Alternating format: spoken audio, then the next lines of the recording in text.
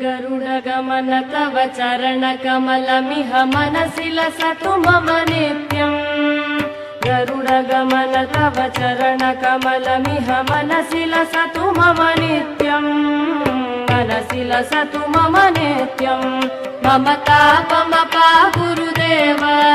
मम पापमपा गुरुदेव मम तापमपा गुरुदेव मम पापमपा गुरुदेव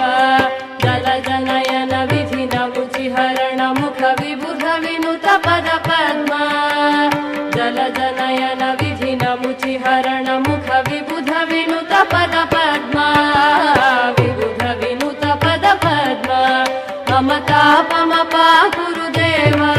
मम पापमपा गुरुदेव मम तापमपा गुरुदेव